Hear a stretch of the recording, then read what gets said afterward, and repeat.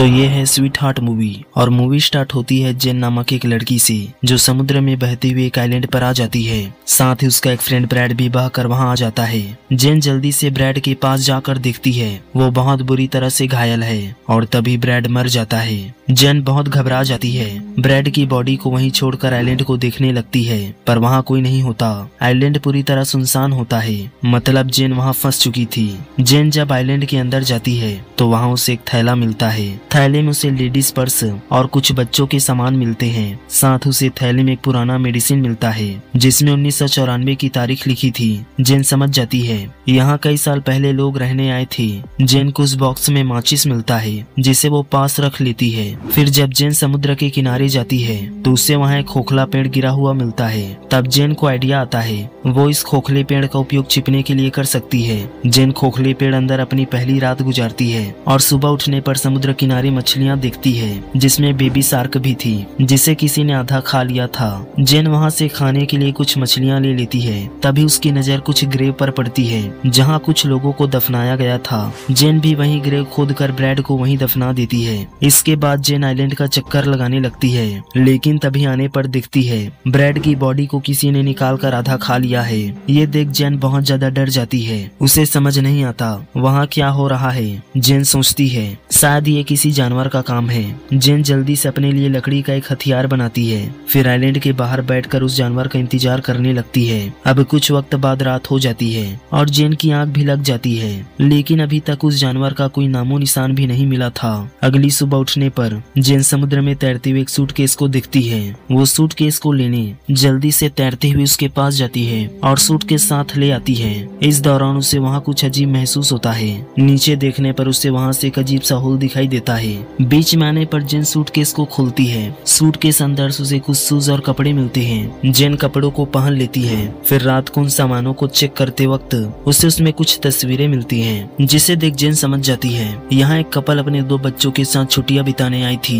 इतने में जेन के ऊपर से एक प्लेन गुजरता है। ये देख जेन तुरंत फायर गन चलाती है लेकिन इसका कोई फायदा नहीं होता क्योंकि प्लेन तब तक जा चुका था। फायर गन नीचे आने लगती है। तब जेन की नजर समुद्र की ओर पड़ती है जहाँ फायर गन के लाइट में उसे क्रिएचर दिखता है। ये देख जेन डर जाती है। फौरन भागकर वहीं एक जगह छिप जाती है। तभी क्रिएचर वहाँ आकर उसे ढूंढने लगता है जिससे जेन और भी ज्यादा डर जाती है और ऐसे ही पूरी रात गुजर जाती है। अगली सुबह जेन फिर से उन्हीं तस्वीरों को देखने लगती है। तभी वो फोटो के पीछे 2 चमकती हुई आंखें देखती है जिससे जेन समझ जाती है ये वही क्रिएचर है जिसे उसने कल देखा था और शायद उसी ने उस फैमिली को मारा होगा। अब जेन किसी भी कीमत पर इस आइलैंड से निकलना चाहती थी। उसे यहाँ डर लगने लगता है। जेन उस सूटकेस को खोलकर उसमें एक लाइफ जैकेट डालती है ताकि वो तैर कर यहाँ से भाग पाए। जिसके बाद वो सूटकेस के सहारे आइलैंड से बाहर निकलने की कोशिश करती है लेकिन सूटकेस पलट कर डूब जाता है और जेन का प्लान फेल हो जाता है। जेन वापस वहीं आइलैंड आ जाती है लेकिन उसे क्रिएचर से बचने के लिए सेफ जगह चाहिए था। इतने में उसकी नजर खोखले पेड़ पर पड़ती है जिसके अंदर जेन रात को छिप जाती है। लेकिन रात को जब क्रिएचर आता है तो उसे पता चल जाता है जेन खोखले पेड़ के नीचे है। मॉन्स्टर पेड़ को तोड़ने की कोशिश करने लगता है पर पेड़ को तोड़ नहीं पाता और आखिर में थक हार कर वहाँ से चला जाता है। अगली सुबह जब जेन खोखले पेड़ से बाहर निकलती है तब दिखती है क्रिएचर ने पेड़ पर कई बार वार किए थे जिससे पेड़ टूट गया था। अब जेन क्रिएचर से बचने के लिए नया प्लान बनाती है। समुद्र में छोटी छोटी मछली को तारे की तरह यूज कर बड़ी मछली पकड़ लेती है। फिर वहीं एक पेड़ से तंग देती है ताकि क्रिएचर मछली खाकर वहां से चला जाए और उसकी जान बच जाए। अगली सुबह जेन उठने पर दिखती है उसका प्लान काम कर गया है। क्रिएचर रात को मछली खाकर वहां से चला गया था। वहां पानी में किसी की बॉडी तैर रही थी। ये देख जेन तुरंत बॉडी के पास जाती है जहां देखती है बॉडी सड़ चुकी है। जेन के दिमाग में एक आइडिया आता है। वो उस बॉडी को वहीं पेड़ पर लटका देती है ताकि क्रिएचर उस बॉडी को खाकर वहां से चला जाए। जेन के लिए यहाँ एक दिन भी रुकना मुश्किल हो गया था।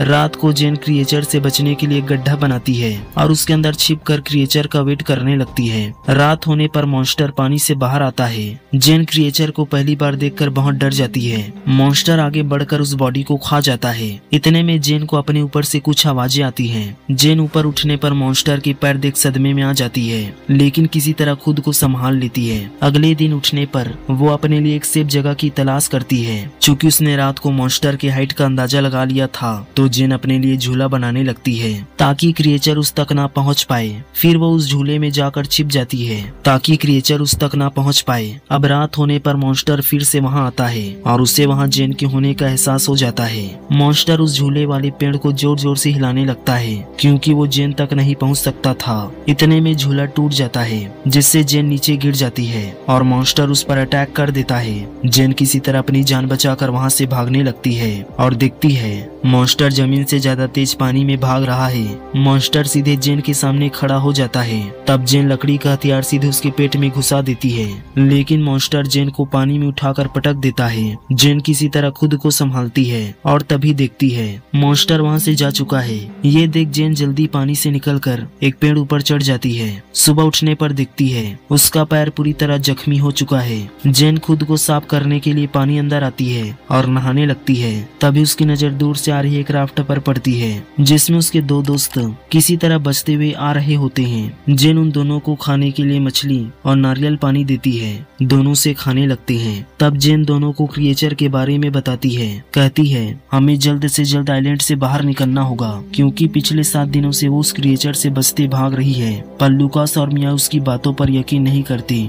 दोनों को लगता है जेन एक झूठी कहानी बना रही है। दोनों कहते हैं हम पिछले 5 दिनों से समुद्र में भटक रहे हैं और अब जाकर हमें ये आइलैंड मिला है, इसलिए यहाँ से जाने का सवाल ही पैदा नहीं होता। तब जेन उन्हें वो तस्वीरें भी दिखाती है जिसमें क्रिएचर साफ साफ दिखाई दे रहा था, लेकिन फिर भी दोनों यहाँ से जाना नहीं चाहते थे, जिससे जेन समझ जाती है दोनों उसकी बात नहीं मानने वाली। इसलिए वह उनसे छिपकर उनका राफ्ट लेकर भागने की सोचती है। अगले ही पल वो उनका राफ्ट लेकर भागने लगती है, लेकिन दोनों से पकड़ लेते हैं और मिया के अटैक से जेन वहीं बेहोश हो जाती है। अब जब आँख खुलती है तो वो अपने आप को बंधा पाती है और अब रात भी हो चुकी थी। जेन लुकास को समझाकर उसे खोलने के लिए कहती है, पर लुकास और माइंड उसकी एक नहीं सुनते। फिर मिया उस आइलैंड पर घूमने लगती है। वहीं लुकास जेन के पास ही रुकता है। इधर मिया जब वॉक कर रही होती है तभी मॉन्स्टर उस पर अटैक कर देता है। मिया की चीखने की आवाज सुनकर लुकास उसकी ओर जाता है, पर मॉन्स्टर उसे पानी अंदर खींचकर मार डालता है। ये देख लुकास बहुत डर जाता है। जल्दी से भागकर पेड़ ऊपर चढ़ जाता है। सुबह होने पर जॉन लुकास को पेड़ ऊपर देखती है। जेन उसे समझाती है क्रिएचर सिर्फ रात में ही आता है। ये सुन लुकास राहत की सांस लेता है। नीचे उतरने पर जेन लुकास को समझाती है हमें यहाँ से जल्दी ही निकलना होगा। लुकास इस बार कुछ नहीं बोल पाता। दोनों अपने साथ कुछ मछलियाँ और कोकोनट रखते हैं, साथ उन चीजों को भी लेते हैं जिनसे दोनों ज्यादा से ज्यादा समय तक सरवाइव कर सकें। वहीं जेन फायर गन भी रख लेती है ताकि लोगों को सिग्नल दे सके। लुकास को डरा हुआ देखकर जेन उसे समझाती है और बताती है क्रिएचर हम पर सिर्फ रात में ही अटैक करता है और रात होने से पहले ही हम आइलैंड से दूर चले जाएंगे। इसके बाद जेन जाकर राफ्ट में बैठ जाती है। राफ्ट में उसे चारों ओर खून फैला हुआ दिखता है और वो समझ जाती है इन 5 दिनों में दोनों कैसे समुद्र में जिंदा रहे, लेकिन इस पर वो ज्यादा ध्यान नहीं देती और लुकास के साथ वहाँ से निकलने लगती है। तभी कुछ वक्त बाद लुकास को पानी में वही क्रिएचर दिखाई देता है। ये देखकर दोनों काफी घबरा जाते हैं। राफ्ट को जल्दी चारों ओर से ढक लेते हैं, लेकिन मॉन्स्टर नीचे से घुसकर उन पर अटैक कर देता है। लुकास फायर गन से मॉन्स्टर पर अटैक करता है, पर मॉन्स्टर जेन को पकड़कर अपने साथ ले जाता है। जेन चाकू से क्रिएचर पर कई बार हमला करती है और लुकास भी जेन को बचाने पानी में आ जाता है। ये देख क्रिएचर जेन को छोड़कर लुकास को पकड़ लेता है और उस बड़े से होल में चला जाता है। ये देख जेन किसी तरह वापस तैरकर आइलैंड में आ जाती है। उसे लुकास के मौत का पछतावा होने लगता है, इसलिए वो उस क्रिएचर का सामना करने का फैसला करती है। जेन जल्दी से वहाँ पड़ी लकड़ियों से हथियार बनाती है, लेकिन इससे काम नहीं बनता।